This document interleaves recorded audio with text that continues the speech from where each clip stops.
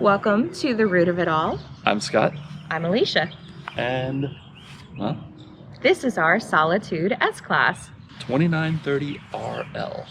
This video is going to be a little different than our other videos. We are going to be showing you a deep dive walkthrough that we received from the staff at Tom Schaeffer's RV, specifically Jim. Hi, Jim. You were amazing. Jim is a great educator, and he is absolutely packed with knowledge and very eager to share, and he goes into an incredible amount of detail, which is perfect for us. And this video is about the exterior systems in the RV. There was so much information that we had to pack it into two parts. This being the first, which is getting to know the outside systems of your RV.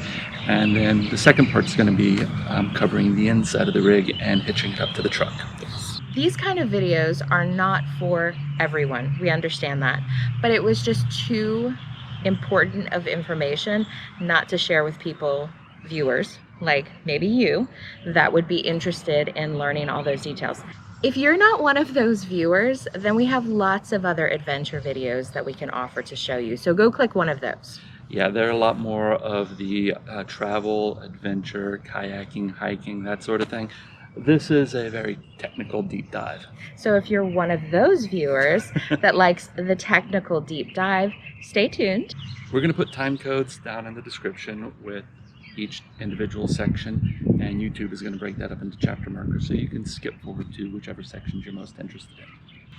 And without further ado, let's get to the exterior systems of our Solitude S-Class. Enjoy.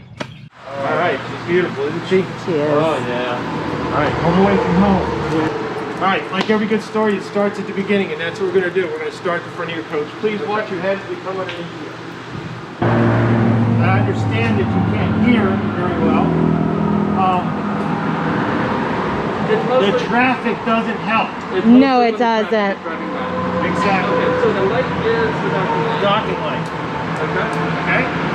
You are pre-wired for solar charging. It is brand specific to Furion. Okay. This is the vent from your battery box. Yep. Your battery boxes are right here. You have two batteries on here for a reason. Yep. Residential fridge. You have an inverter on here that has a residential refrigerator. Okay? Yes. We're going to talk much more about that when we get to that position. Okay. All right? Now, when you're plugged into a wall, you're plugged into your tow vehicle especially, there's going to be a lot of power going through these batteries. That's going to create heat. Heat creates evaporation. We ask that you check the fluid level in the battery often. If it needs water, we ask that you put distilled water in it. If you don't have distilled water, any water is better than no water. Okay. Okay? That box up there, I can show you that box right up there, against the wall. Yep. The one against the wall, it's important that you know where that is at. We're going to talk much more about it later, but that is the monitor for the slide out in your bedroom. Okay. It's the slide out controller? It's, yes, more or less. Okay. It's the brains for that slide out. We'll talk much more about that. That one's a Schwintek, right? It is. Okay. So you're familiar with that. Cool. All right, very good. And then your fuse is up here for your leveling system. Okay. Any questions about what is going on in here? No, I'm good so far. Any questions? And what you're going to do is you're going to remove the cap or the lid from that battery box. It's going to expose the battery, and it's a lead acid battery just like you were talking about. Behind this handle there are two caps. You remove the cap, it's going to allow you to see each cell. I don't know if you can see that, but there's the water level on top of the lead cell. And then you asked about a demarcation line. There is that demarcation line. It's going to be the bottom of that cup. You'll notice that there is a small cutout there. That is like a vent so that it doesn't bubble up and boil over, rather vents directly to the outside of the coach. Okay. All right? Thank you. If you like what we're doing, subscribe, give us a thumbs up, share it with your friends, share it with your family. Oh, and keep watching the video. Okay, we're going to look at some numbers here. We're at 110 pounds per square inch in your front axle, 110 pounds per square inch in your rear axle, and 110 pounds per square inch in your spare tire. We ask that you check tire inflation before every trip. tire inflation is the #1 cause for tire failure on a trailer. Absolutely. While you're checking tire inflation, we ask that you check lug nuts for tightness. When you're checking lug nuts for tightness, you do that in a star pattern. You just don't go around the hub. Not that it's going to matter to you because you're going to be registering this in Louisiana, I believe. Yes. You did pass the safety inspection in the Commonwealth of Pennsylvania, just letting you know that. Okay. All right, we're going to start right here with these jacks. Scott, if I could get you to take your hand and put it at the top of that jack there, you're going to find right in that area, You feel that baby soft spot? The what? You feel a baby soft spot right in the center there. Oh, yeah. That's the only way I can describe it. It feels like a baby soft spot. Yeah, there's a little rubbery soft spot right Exactly. Well, let me show you what you have there. Is that a reset switch for the jack?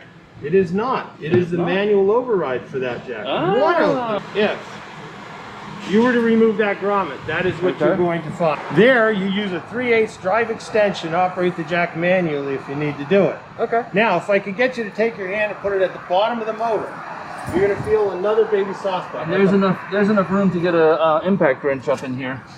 You don't want to use an impact drill. Oh, you don't? Okay. No, please do not use an impact drill on anything on your coach. Okay, won't do that. Thank Okay, you. you feel the baby soft spot on there? All right, if you remove that grommet, this is what you're going to find. Okay. And there you use a 5/16 socket on electric drill, electric screwdriver to operate the jack manually. Okay. Each jack has 2 different ways to manually override it, depending on the configuration that that jack is installed. So Okay, so electric you- drill is okay, impact wrench is not. An impact is not. Even like a little 1/4" impact? Okay. An impact is not, sir. Cool. No, I'm Okay, just I have to stay with Tom Schaeffer's party line. I am making it absolutely Okay. certain that Let me put it this way. Anything you break on your camper, we can fix it. okay. All right, it's a long ride up here and we're going to charge you $159 to do it, but anything you break, we can fix it. My goal today is to teach you how not to break your camper. I am all for that. All right, very good. No, I'm- The last thing you want to be is in the middle of the Mojave Desert, okay, and not being able to bring your jacks up because you Right. broke them bad and you have to disassemble them. Which would suck. That would be It bad. would be terrible. Yeah, it would be really All terrible. right, so stick with me and we'll be okay. No, we're good. Town propane tanks. They are controlled by an automatic changeover regulator. Okay. Now what this regulator is telling me right now I'm going to stand behind you so that you can stick your nose in there and see what's going on. What this regulator is telling me right now, It's on the right tank, right? it's on your door side tank.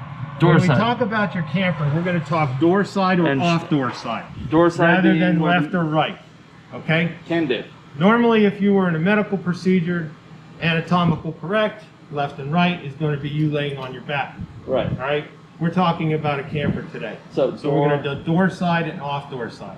So what this regulator is telling me right now is the tank on the opposite side or on your door side has been my supply. Okay. And this tank here has been my reserve. Okay. I know that because that indicator there is pointed towards that tank.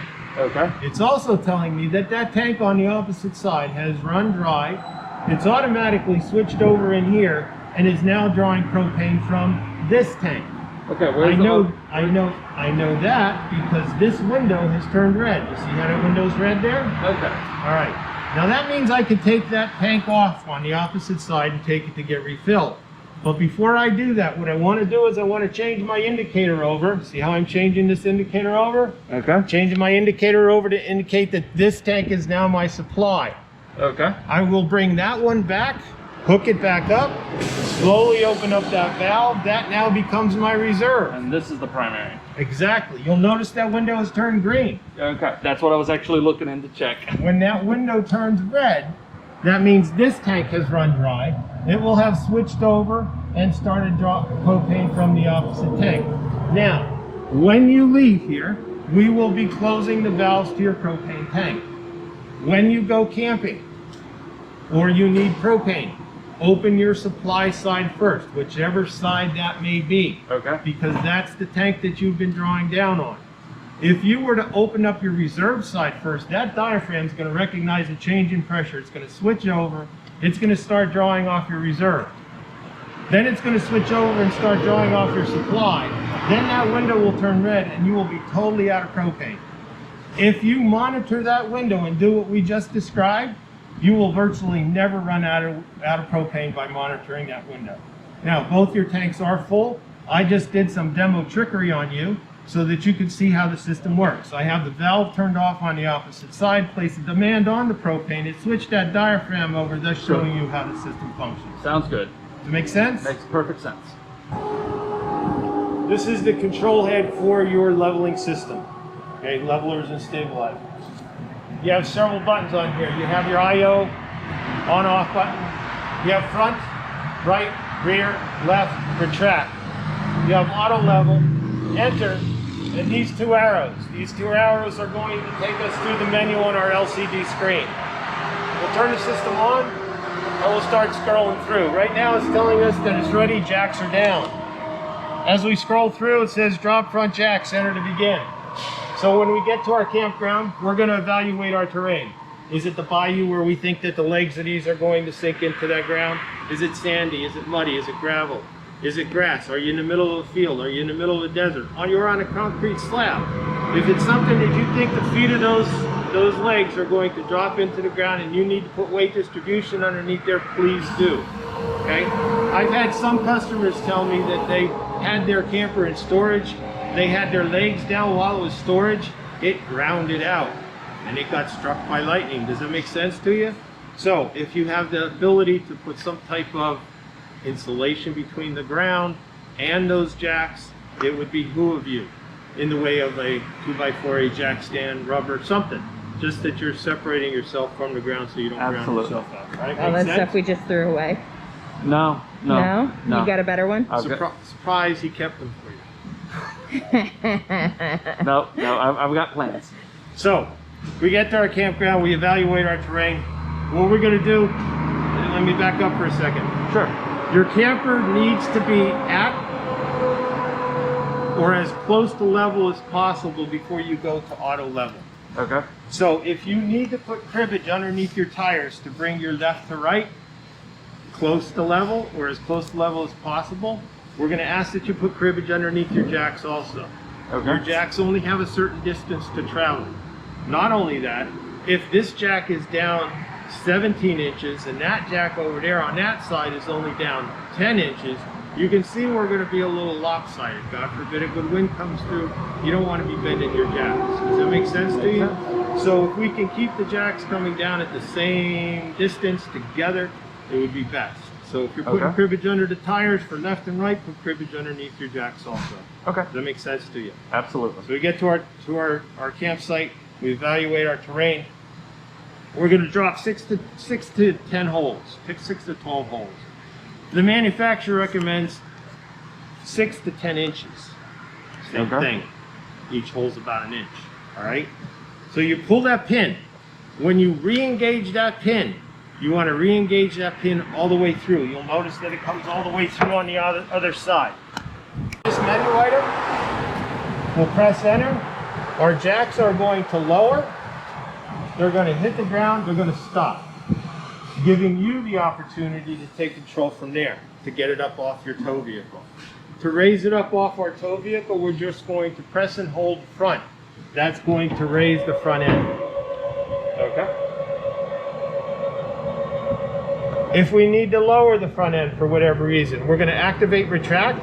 The red light comes on, press and hold front. If, for whatever reason, you need to operate either the front or left landing jack, you can press left and just your left jack is going to go up. Or just your right jack will go up. Okay. They will only retract together. As we continue scrolling through, auto reconnect, enter to begin. I consider this menu item to be the marriage saver menu item. Okay. If the first thing that you do after you take your trailer off of your tow vehicle is hit auto level, the system is going to take a picture of where that pin box is at, so that all you have to do when you come to this menu item is hit enter. It's going to raise that pin box up to that height and you just back up underneath it, boom, you're done. There's no more lift it up, no, lower it, too high, too low, no argument. End up being just over the hitch. Exactly. Theoretically. Theoretically. In theory, you're absolutely right, in theory. All right, manual mode. You can control each jack individually if you need to. Auto reconnect or auto retract all, enter to begin. When you're done with your camping experience, you're ready to drive away, you've done your pull test, you got trailer brakes, you got lights, you're ready to go. Come to this menu item, hit enter, it's going to retract your jacks, going to allow you to go about taking care of different business, so you don't have to stand here and wait till the jacks come up by pressing the button. Auto retract, rear, enter to begin. When we're done with our camping experience, we're ready to hook up to our tow vehicle. We're going to retract our rear jacks, come to this menu item, hit enter. We don't have to stand here, activate retract, sit here and hold rear the whole time. They're just going to automatically come out. So real nice feature, gives you opportunity to take care of other camping business. And then right now it's telling us our tilt angle. Our tilt angle in the front is a little less than half a degree. Left to right, we're all but level. And we can change that tilt angle. So if we want to raise it up, it's going to change our tilt angle. Okay. So now we're above level. We have an indicator saying that we're not anywhere close to level. That's what this red light means. If we want to lower the front end or bring that front end back down, we just activate retract, press and hold front, and it's going to lower the front end for us. Okay. Front stroke, that's how many inches your jack is extended. And then your rear stroke, left and right, how many inches that jack is extended. Okay. Our battery's at 13.1. That means our battery is charging. If our battery gets to 10.4, you might as well consider your battery dead, and it's not going to function anymore. Your jacks just won't function. Okay. And it will tell you when it gets to that position where it says, hey, I got enough voltage, it'll go low voltage, it'll scream at you. It doesn't really scream, it just beeps a little bit. So if you have the opportunity to just plug it in, maybe plug it into your tow vehicle, and we're back to ready, jacks are down. All right, we get to our campsite, we evaluate our terrain, we put our weight distribution underneath if we need to, we'll turn the system on, hit the up arrow, it's going to bring us down to drop front jacks. Okay. We'll press enter, that's after we drop the jacks 5 to 10 inches, the front landing jacks anyway. Our jacks are going to ground and stop. They're not going to lift it up off our tow vehicle. Right. That's going to be our You have job. to manually lift it off the So tow we'll vehicle. press and hold front. We need to be at or above level before the auto level function is going to operate. Other than that, it will become disabled. Okay. And it will indicate that to you in your menu bar. We'll press auto level. Now, auto level function should be done with your slide outs in and Dakota with you. Nobody in the vehicle. Nobody inside the vehicle, exactly. About 7 months ago, we were on the phone with the customer for about 45 minutes. Okay? We had 3 techs trying to help this guy overcome the faults that he was getting on his leveling system. Finally, our last tech was intuitive enough and listening to what this guy was doing, heard this guy talking in the background. And he asked him, who are you talking to? And he goes, well, that's my dog. Well, where's the dog?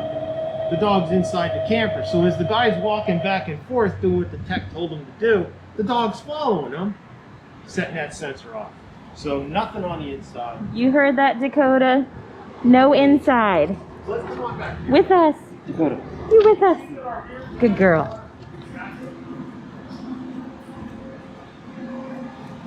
And notice we're also using the water level. We have the air conditioners on inside, so we have water draining from our air conditioners. So now rather than dripping from the front because we were low in the front, it's now dripping from the back. Okay. The ability of lowering those legs, okay, they're going to lower themselves. You can take the feet off though if you need to or want to. Okay. You just remove the pin. Now, if I can bring your attention to just to the right of that jack, you're going to see a blue hose. You see that blue hose? Yes. That blue hose is the freshwater tank vent and overfill. Do you see the white handle that's on the left-hand side of that jack? Yes, that white handle is your freshwater tank drain. We're going to talk much more about that in a few minutes. Okay. Okay? So once your level system is done or your auto level function has completed, you'll get a notification up front. It will beep. It will say Auto level success. And you forgot everything that you just talked about. You have a cheat sheet right here. Can't beat it. Not only that, we're going to talk much more about a website that you can visit when we talk about your Schwintek design slide out. Okay. Okay? So that's just a brief overview of how that functions for you. Just enough information to get you in trouble. Alright, so You're familiar with that. Oh yeah. your light switch is in the center of the lens for that light switch. Your pass-through storage, your 3/4 inch jack handle, I'm going to show you where the application is for that.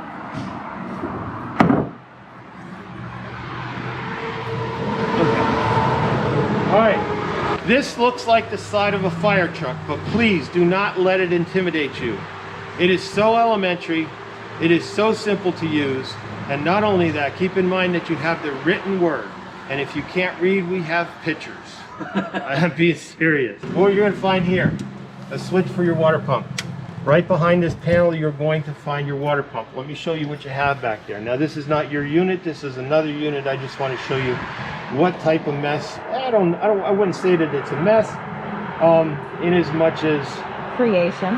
what you can expect when you open that up. God forbid you ever need to do that. Okay. So there is the back of your Nautilus system. There is your water pump.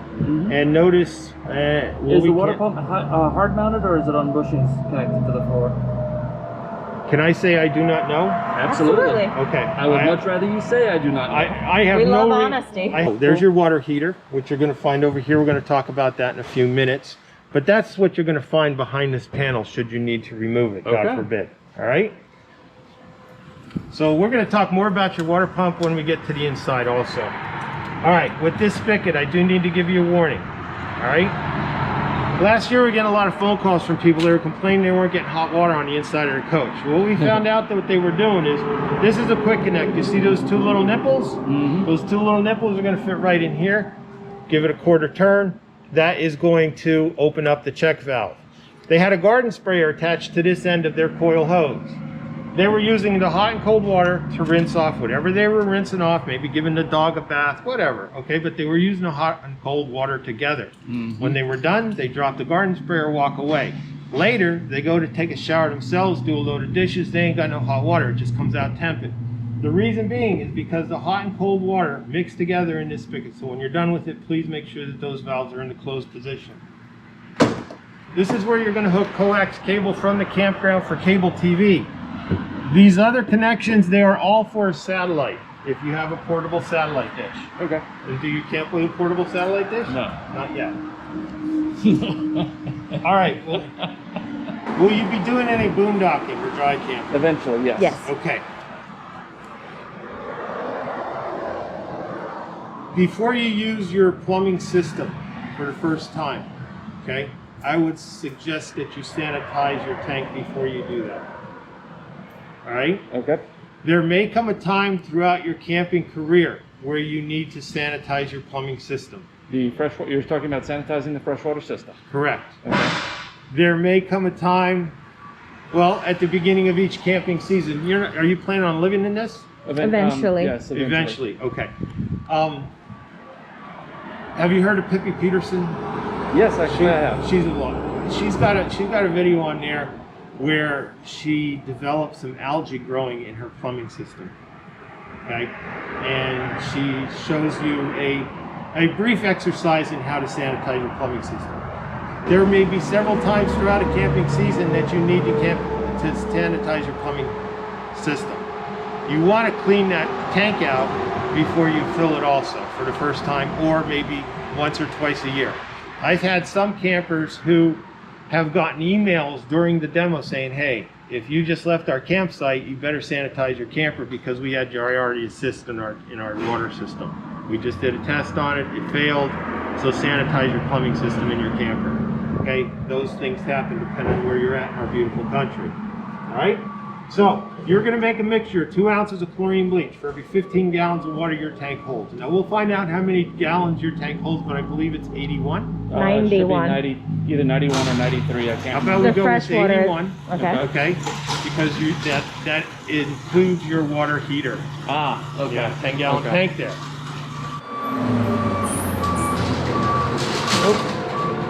Turn your water pump on. That turns this into a siphon. That's going to siphon that mixture of chlorine bleach into your freshwater tank. How much does that pump have any problem drawing it from ground level, or do I need to lift it, elevate it? If you read the owner's manual for your water pump, okay, most water pumps are going to be located within 6 to 8 feet of the freshwater tank, due to the fact of what type of siphon that they do have. So, our techs here normally will keep it as close to level as possible. Okay. All right, rather than have it on the ground, it just draws better. Okay. Does it make sense to you? But that is a great question, because a lot of people don't ask that question, and they have difficulty when they're over here with a garden hose. Yeah. You know, a 10-foot garden hose when all they need is a 4-foot section hose. Okay. You're going to need that a little bit later on anyway, and we're going to talk about that. Okay. Okay. So we're going to suck that mixture of chlorine bleach into our freshwater tank. Then we're going to hook up our drinking water hose from the spigot. We're going to change the configuration of your valves to this. Power fill? Okay. To power fill the tank. You'll know your tank is full when the water comes out of that blue hose that I showed you earlier. Okay. Remember that blue hose? Okay. Then you will change the configuration of your valves to this, dry camping. Okay. Turn your water pump on, go around to all your spigots. Don't forget your outside shower. Forget your outside spray port, and don't forget your toilet. That's all part of your water system. Okay. Run that water until you smell that chlorine bleach. Okay. Once you smell that chlorine bleach, you need to shut it off.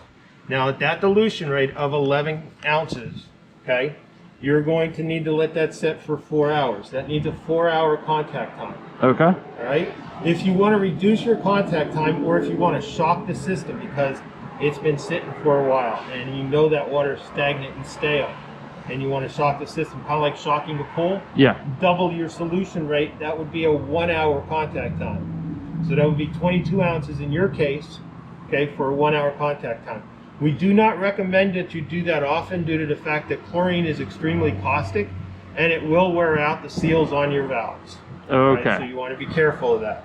Only do it when you really need to. Does that make sense to you? 4-hour contact time is the way to go. Is the way to go, exactly. For normal maintenance. Okay. Okay? At the end of that contact time, you're going to drain your freshwater tank by opening up that white handle valve. Remember that? Now that's a big 2-inch hole.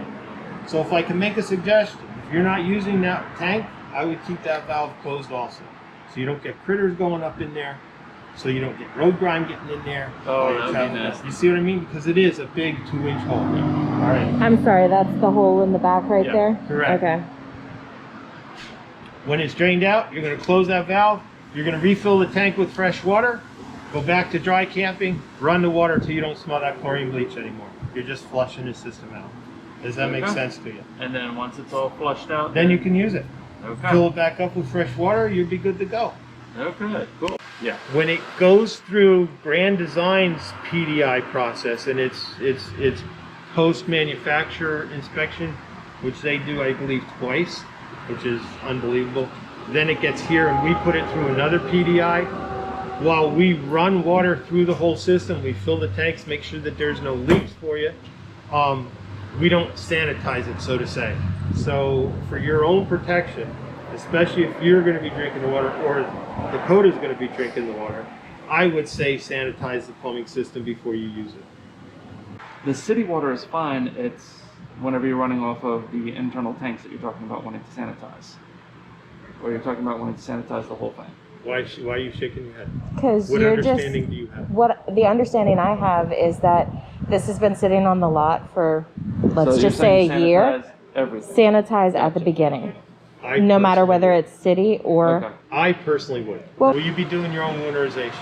We will be doing our own winterization Have if you we. ever winterized a camper before? It has been a long time.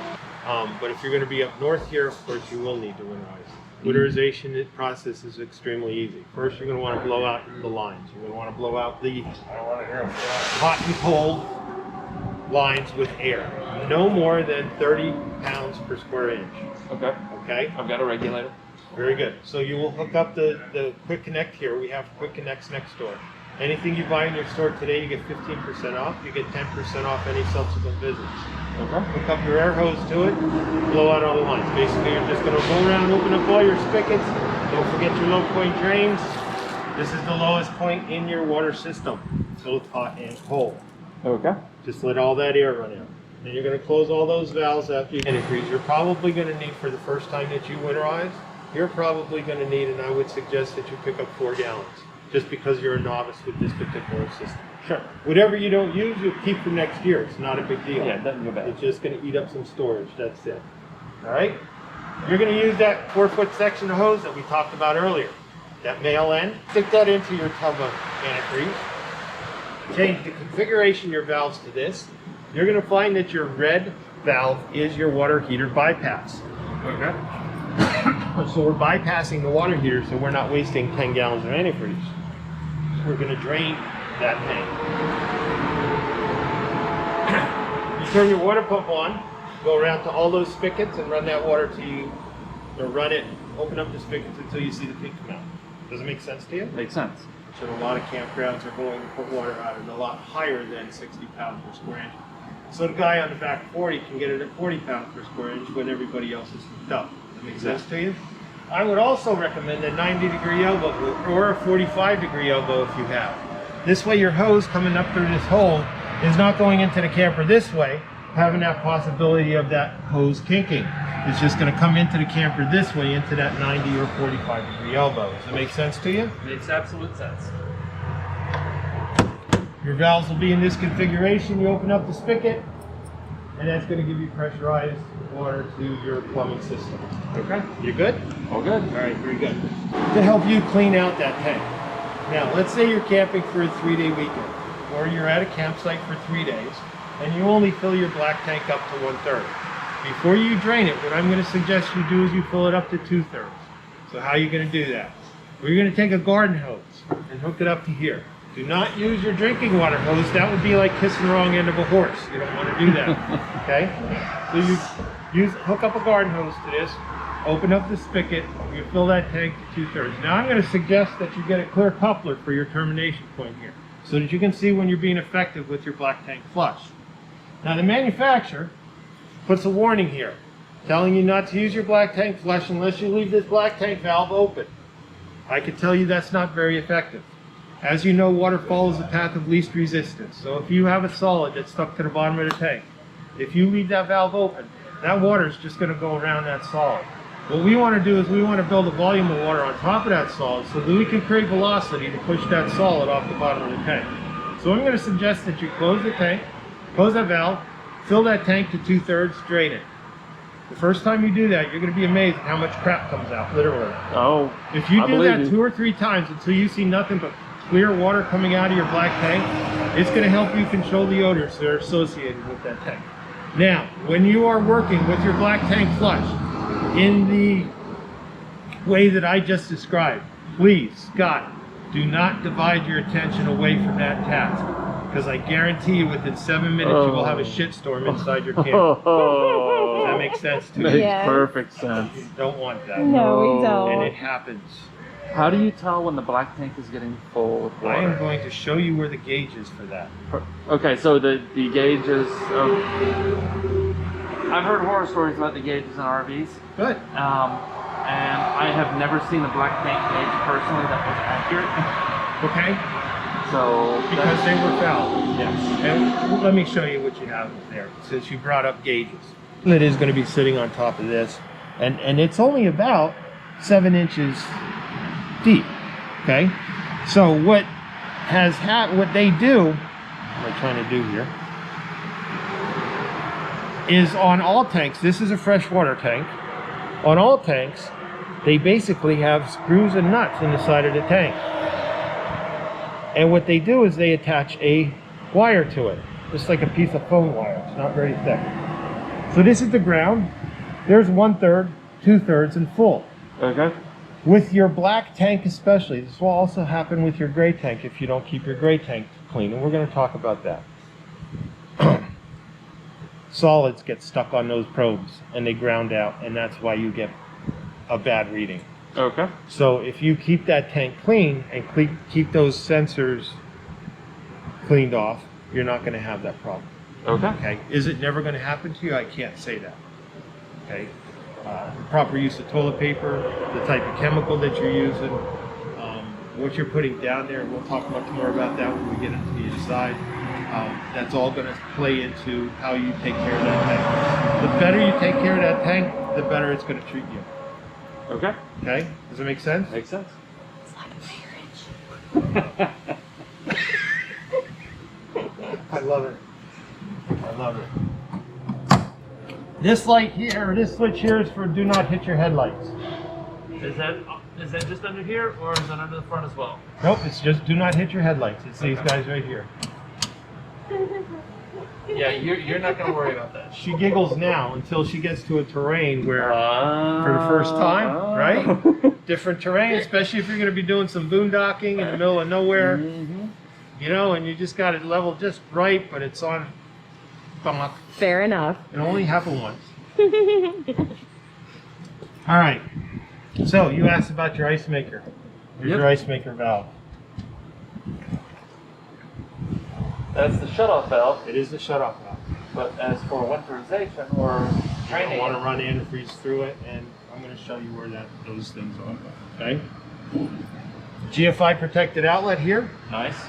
and we talked about your low point drains. Your black tank's your toilet. Gray tank is going to be your shower and your sink in your shower and your sink in your bathroom, and then your galley tank. Your galley being your kitchen. What are the sizes of those tanks? Of the grays? We're going to find that out near the end of the demo. Okay, I know there's 2 of them, and I remember seeing the number in the manual, but the number Total capacity. is total capacity. Correct. The individual Divide by capacity 2, as well. you're going to be good. Okay. Okay. Once you have all your services coming up, your cable, maybe you have an outlet coming or an extension cord coming out, Get a towel. you're going to have a void here. You want to fill that void with some, I wouldn't use a towel because the mice will chew through that. They'll use it as nesting material. Oh, Steel wool, Okay. aluminum foil, okay, to keep the mice out. Now, I have had some campers tell me what they will do is they will get those glue traps and just surround this hole with glue traps to keep other critters from coming in. There was one guy who was an entomologist that I did a demo for. He loved it. He said, dude, you would not believe going from this part of the country to that part of the country what type of bugs that you get to pick up with those glue traps. I have had some campers that when their services come up through, they will bundle all that stuff up together, saturate that area with some insecticide, and put it back down so they don't have bugs coming into the camper too, because that's going right into your camper and that is your storage area also. Yep. Snakes. Any questions about anything that's going on in here? Is there something that you saw that we didn't talk about but you wish we would have talked about it? No, I'm even more in love with it now. We ain't even done. I know. Manufacturer recommends that you change or put a new anode rod at the beginning of each camping season. Even if it doesn't appear as if it's deteriorated, you do want to put a new anode rod in. Okay. This water heater runs off electric or propane or a combination of both. Never turn the electric on unless you know that there is water in the system. The only way that you're going to know that this tank is full is by picking up on this pressure release valve. If water comes out of this hole, you know the tank is full and you can turn the electric on. Right? Okay. If you do turn the electric on without water in the tank, you will burn the element out the second that you hit that switch. There are 3 power sources for this. In other words, there are 3 switches for your water heater for electric. Okay. You have a switch out here. This is going to be your fail-safe switch. So the first thing that you do when you winterize is you're going to turn this switch off so that you don't have an accident inside by hitting the electric switch and burning out the element after this is drained. So turn this one off before you take out your drain plug. Also turn off the water pump.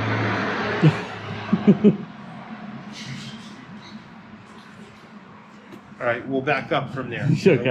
With that last statement that you just made, we'll back up from there. Sorry, I didn't mean to derail you there. No, you didn't derail me. I just want to make sure that you have clear understanding of what your needs are and what application you're going to use for the particular type of camping that you're going to be doing. Okay. Does that make sense to you? Makes sense. Okay, very good. 2 other switches. The one on the control panel and also in your distribution box in the form of a circuit breaker. Okay. Okay, so there's 3 switches that need to be on for you to get power to this. So all 3 must be on. Yes. for you to get this hot off of electric. Okay. All right, off of 110. All right, this also runs off of propane. Let me go inside, turn the propane on so that you can see that it does fire up. If I can make a suggestion, please do not stand here like this to watch it fire up. Sometimes it does. Yeah, no. Okay, so if you would, just stand to the side. Would you do me a favor? Once it does fire up and you see that you have a nice blue flame there, if you would just knock on the wall, I'll turn it off and I'll come back out to you. Okay. All right? What is this panel called? This is your water heater. Okay, thank you. I'll be right with you.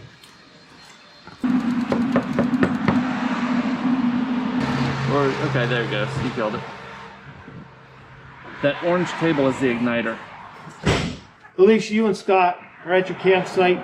You've been out kayaking or biking or hiking and you're just enjoying a real nice adventure out in nature. You get back to the campsite. You're both sweaty, dirty, but you don't want to hang out at the campsite. You want to go into town and explore town from your campsite. And you both need a shower in a short amount of time. If you turn the propane and electric on at the same time, you will get a quicker recovery rate. On just electric, it's going to be somewhere around 8-10 gallons per hour. On propane alone, it's going to be around 11-12 gallons per hour. With the propane and electric on at the same time, bumps it up closer to 19 gallons per hour. Right? So it's just a nice feature. Any questions about your water heater? Nope.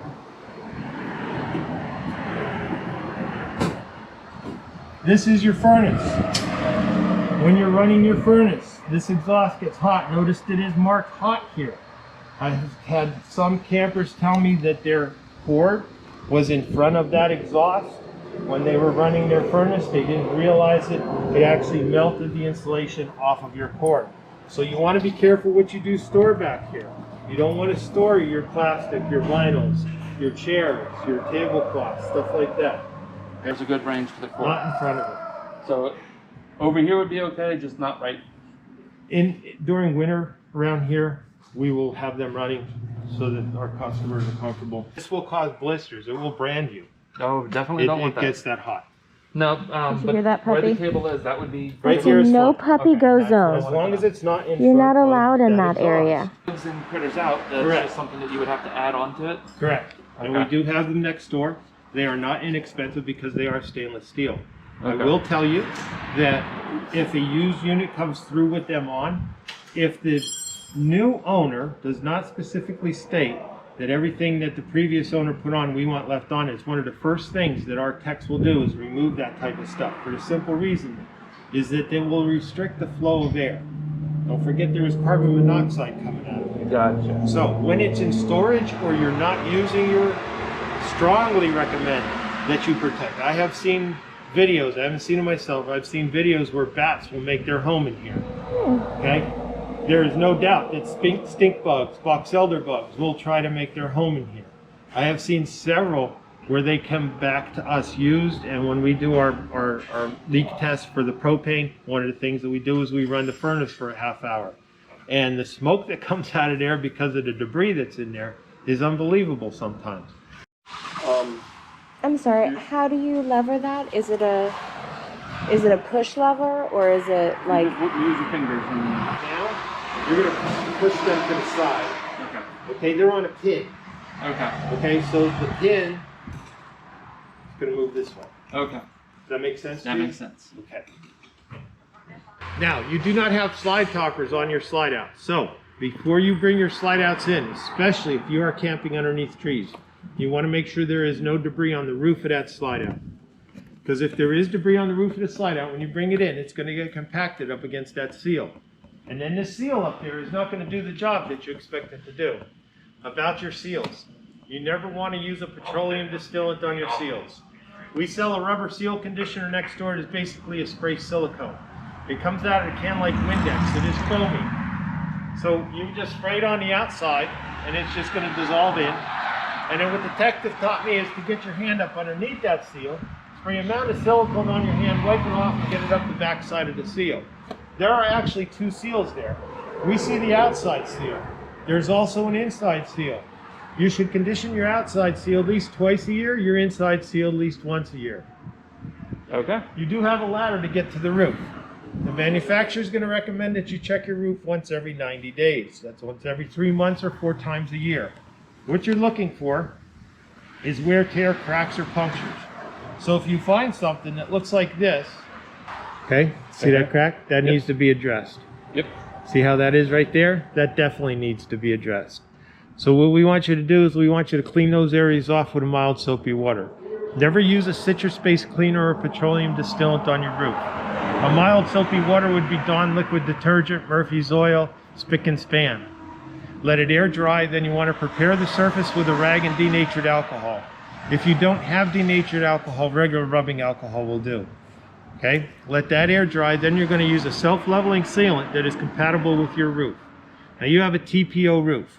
I would strongly suggest that prior to putting any type of self-leveling sealant on there, that whoever you're talking to, they confirm with Grand Design as to what sealant that they want you to use on your particular unit.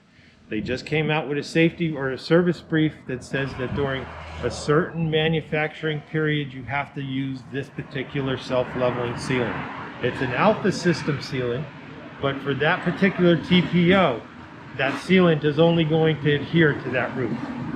So we need to find out exactly which sealant. Exactly. Because I want to have that sealant on hand in case of disaster. Let me just say this, okay?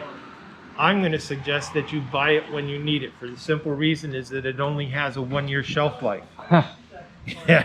Yeah.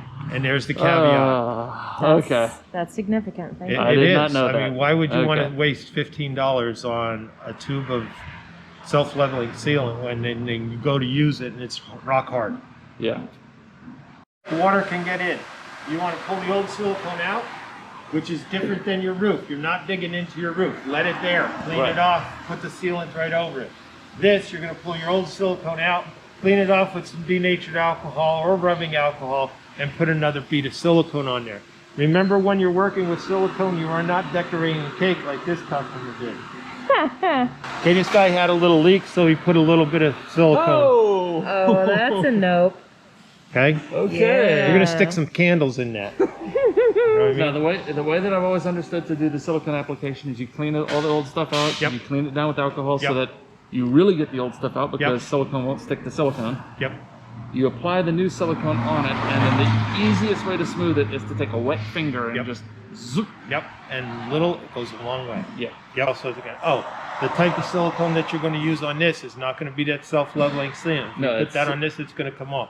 And you don't want to use bathroom silicone, okay? Bathtubs do not go down the road at 65 miles an hour, okay? This does. So you're Yeah. going to want to use an RV silicone because it's much more flexible. Go back up to your Schwintek design slide out. We're going to talk about maintenance on that. You never want to put grease or oil on these rails. Grease and oil is only going to get cakey, it's going to get gummy, it's going to damage the system. I'm going to show you what I'm talking about. You do want to keep these rails free of debris. If you do inspect them and you see that they are dirty or they have debris on them, you want to wash them off with a mild soapy water and let them air dry. Okay, some people will take an old parts brush or an old paintbrush and clean out these ridges also. So let me show you what you have here.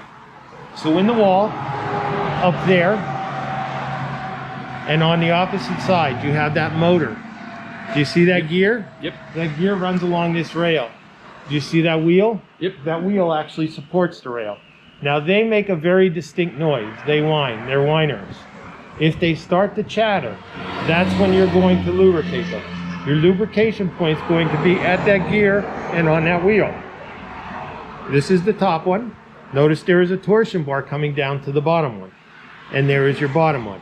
If we can go back to this, do you notice how this is in a housing? If you put grease and oil on here, and I've seen it, where that just gets compacted with grease. You compact that with grease, it's going to blow that plastic housing apart. And then you're going to have real problems. All right. Now, the type of lubrication that Lippert Components wants you using, Lippert Components is the manufacturer for your Schwintek design slide out. They recommend that you use CRC Power Lube. CRC Power Lube is PTFE with extra additives because of your aluminum construction. You'll notice that it comes with a spray straw. You're going to take that spray straw, you're going to put it in your spray port, you're going to curve that around, you're going to get it back behind the seal, and into that gear and that wheel that's inside the wall. Now, if you do not believe a word that I am saying, Lippert Components has a fabulous website.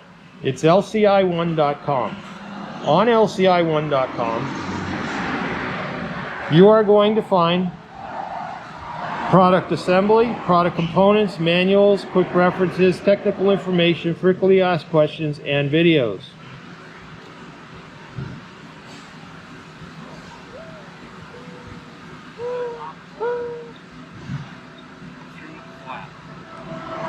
And we'll show you that next. Now, using CRC Power Lube with PTFE, it's very important that we use this lubrication. Find owner's manuals, parts lists, schematics, videos, troubleshooting, all that stuff for all of those major components. Okay? Makes sense? So let's come down here. Oil on these rails either. Grease and oil is only going to get cakey. It's going to collect road grime and dust. Yep. Look what this guy did. He bought his camper in April.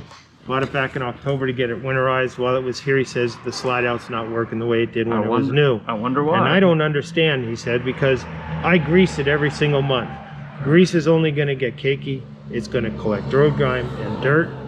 Okay, look at how much grease he has on there. That's not the way we like to see that. So if you take a dry rag and wipe your rails off twice a year, spray with that CRC Power Lube, you shouldn't have any problems with your slide outs. Okay. Correct. For anything on the outside, you're going to want to use PTFE because it's a dry lubricant. Okay. Okay. And the more preventive maintenance you do, the better off you're going to be in the end. All right. Do you see this hole in the J-wrap? Yep. Okay. That hole in the J-wrap is going to give you access to that 3/4 inch nut that's up there. Okay. You see that 3/4 inch nut that's up on this side of the frame? That is the manual override for the slide out on the opposite side. So let me show you what you have there. Okay, so that's the manual override is for the opposite slide. Go check Correct. it out. So this is an old camper. What Grand Design has done is they've run a shaft from this guy right here. There's the motor for it. And then this is what's called the actuator. And you'll see that on the opposite side. That's that tube. That's what brings the slide out in or out. And Grand Design has run a shaft to the outside of your frame so that you don't have to cut your belly open to get to that manual override. Let's see if I can show you. But there's that actuator. There's the rail that we talked about. Notice that rail's going into a housing also. And then your actuator, your gear pack, the motor, and then the manual override is going to be that right there, but they've run a shaft from there to the outside of the frame. Okay. Make sense? And there's one on the opposite side for this slide? If at any time you have any problems with any of the components on your coach, you give us a call Monday through Friday, 8 to 8, Saturday 8 to 5, Sundays we're closed. There's always somebody here during those times that'll help you walk you through the troubleshoot the difficulty you're having with that particular component. Okay. If for some reason you are having difficulty during our non-business hours, if you visit tomschaeffers.com, there is a small button there that you can tap on that's going to, it says text us. That's going to give you access to sales, service, parts, or an emergency breakdown.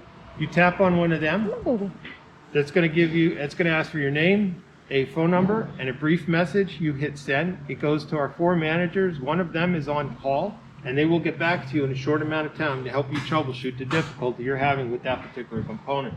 You are pre-wired for an observation camera. We talked about that earlier. It is brand specific to Furrion. You do have a hitch here. This is not meant to pull your mother-in-law's quarters. It is not meant to pull your boat. Wouldn't that be cool though? Oh yeah. Total caravan. Caravan down the street. All right, so this has a 300-pound capacity for a cargo rack, for a bicycle rack, for a kayak rack, whatever, 300 pounds.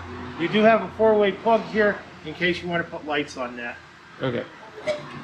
You have a ladder to get to the roof like we talked about earlier. It does have a 300-pound capacity. Thank you. All right, that hole in your J-wrap. That hole in your J-wrap is going to give you access to a 3/4 inch nut that's for lowering your spare tire. Just like on the truck. Yep. And then your hole in your J-wrap down here is going to be your manual override for the slide out on the opposite side. Okay. Does that make sense to you? That makes perfect sense. All right, very good. One thing I like about your Solitude is you have one key for all of your locks. A real nice feature. These are fabulous. I love them. I don't know how you feel about them. I don't know how Dakota's going to feel about them. She's going to love it. No. But Alicia, I think you're going to love them too. One finger. It's all it takes to put them up. You can buy a banister for here, aftermarket, that actually transitions into this. You put this up, it's that banister just going to stow away right inside the coat. And then the door will close right behind it. Your legs. The legs are adjustable. You remove this pin for different terrains. You're looking for a coupler pin. Yeah, I know. This is fine. It's just I was expecting that. And You can put a coupler pin in there if you wanted to. It's going to do the same thing. Yeah. Probably be a little bit easier to operate also. At least it gives you something to grab onto. You see this plane right here? You may get to a campsite. You open up the door, you put your steps out. You go through your level process. You change the configuration of your legs because of your terrain. And then all of a sudden, the bottom of your door is way too close. You see how that could be a problem? Yes, huge You can rip problem. the bottom of the door off. All right, so please, once you open the door, before you slam it again, make sure that you check that door there. All right, your LCI door has a handle on the outside, ending that never-ending argument. You left the door open, the bugs are coming in. Now, since you have Dakota with you, she may see a squirrel one day, and she may decide that she wants to go through this. Lipper Components makes a screen that fits in here perfect, okay, that will protect that. Okay. You just need measurements. Okay. But it just goes right into this ridge right here. I'm not sure if you have to remove this. This is also an LCI product. That's your screenshot. That closes the screen door for you. It's actually a spring in there, Great. which is a nice feature. But it also gives some stability to the door, to your screen door. But it'll keep her from marring that screen. You have your deadbolt and your paddle latch. All right, we're going to lock the paddle latch, make sure that works. And that does function. And your deadbolt does in fact function also. Okay. Can I tell you a little story? Go for it. There's a man in our organization, he's been camping for 40 years. Last year he was up at Lake Wallenpaupack in northern Pennsylvania. And Jack got the great idea he wanted to go out in the lake before the sun rose. So he woke up like 4 o'clock in the morning, came out, made himself a small breakfast and a pot of coffee. Now before he filled his canteen and grabbed his fishing pole, he wanted to make sure his wife, who was sleeping on the inside, was safe. He locked the door. She woke up about 7:30. She left herself out.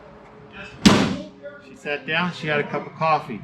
20 minutes later, she wanted to get dressed for the day and realized that she was locked out. So the moral of that story is, if you're going to be locking somebody inside the camper, you don't want to lock them in with the deadbolt. This way the paddle latch will still operate after they unlock the door. If you're going to be leaving this for service anywhere, you're going to want to lock the paddle latch and not the deadbolt. We have a master key for the paddle latch. We do not have a master key for the deadbolt. Okay. It does need to store against the door. You have a floodlight and a porch light, 2 outdoor speakers. Okay. That black coil hose. This is only going to be cold water coming out of it. That's what I was about to The ask. reason why Grand Design puts this here is so that you can wash off your steps when they get dirty. Before you put them in, you're not putting dirt inside the camper. Very nice. When you do your winterization, please do not forget your spray port. Okay. Okay? Now, so that you're not wasting a quart of water in that coil hose, that will disconnect, that quick connect will disconnect from the hose. Just put that in here into a little glass or a cup until you see that pink come out. Okay. You have a motion sensor light here for a work light. It has a 3-way switch on it. If it's on number 1 or down, it's going to be always on. If it's in the center or on 0, it's going to be off. If it's on number 2, it turns it into a motion sensor light. So that when you open up this cargo bay door, that light's going to come on for you automatically. As we go around the coach, because you do have several of them throughout the coach, what configuration do you want them left in? Do you want them off or do you want them on motion sensor? Off for the time being. Off for the time being. Very good. You also have a charge port here. There are USB charging ports on here for a Furion, they call it Furion Lit or Light. It's a Bluetooth speaker with a flashlight on it. Okay. This is your battery disconnect. Whenever you're using your camper, whether you're plugged into your tow vehicle or you're plugged into an outlet, you want your battery disconnect in the on position like it is now. When you have your camper in storage and you're not using the camper, you want your battery disconnect off. That disconnects the battery from the coach, so those energy vampires inside the coach are not going to drain those 2 batteries. Okay? You will find your inverter right behind this panel also. Okay. If you need to get to it. This is your other 30-pound propane tank, and you'll notice this jack has the same configuration as the one on the opposite side. Okay? All right, allow me to go inside, put our awnings out. Say thank you for the pets. Bye, Dakota. Bye.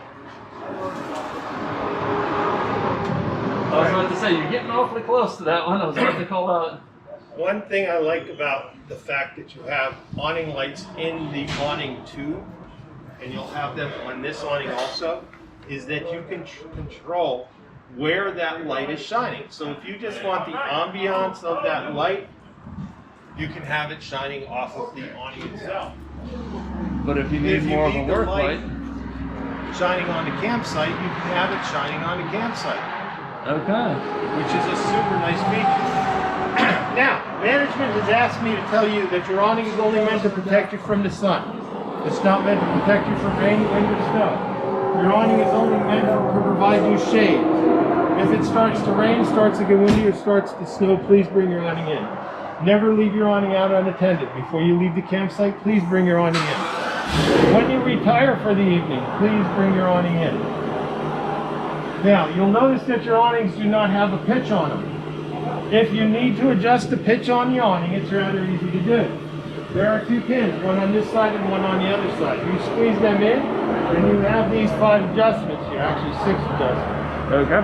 The manufacturer recommends that you do not have a difference of more than 3 from this side to that side. So if you need to put a tilt on the awning, maybe you don't want liquid sunshine draining right here, because this is your entryway into your campsite, so you want to put a tilt on it that way. No more than 3 from this side to that side to bring the awning in. I personally would not do that. I would want the stress equal on both arms. Their manual override is a little bit goofy, at least I think so. Not saying that it's a bad awning, but if you need to manually override your awning, your motor is going to be found in that arm and in this arm. That is your power arm. This arm here and that arm there is your follow arm. Okay. What Carefree wants you to do is they want you to remove that back cover. You're disconnecting the motor from the coach. They want you to apply jumpers from an alternate 12-volt source. Positive to negative, negative to positive to roll it back in, or vice versa. You're going to want to be careful with these awnings also. Yeah. You have the ability to make a mistake and roll them in the wrong way. So if you're pressing the button the wrong way, they don't roll up. The water off your roof is going to roll into that.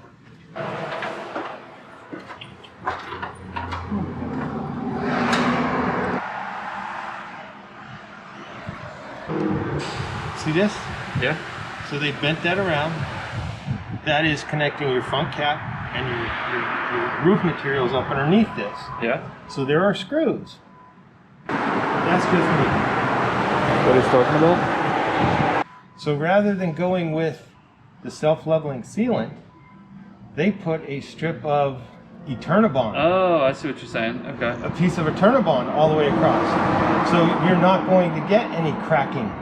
No. And not with the Eternabond. The front and then edge. they put leveling sealant around on the front Eternabond. edge. On the front edge of the Eternabond. That, I haven't seen that before. But that's pretty cool, if you ask me. Thanks for watching. I hope you learned something. We learned so much from doing this walkthrough at Tom Schaeffer's RV. We are the root of it all. She's Alicia. He's Scott. If you've gotten to this point in the video, you really should subscribe somewhere on this page. Good for you. It's a long video. Be proud.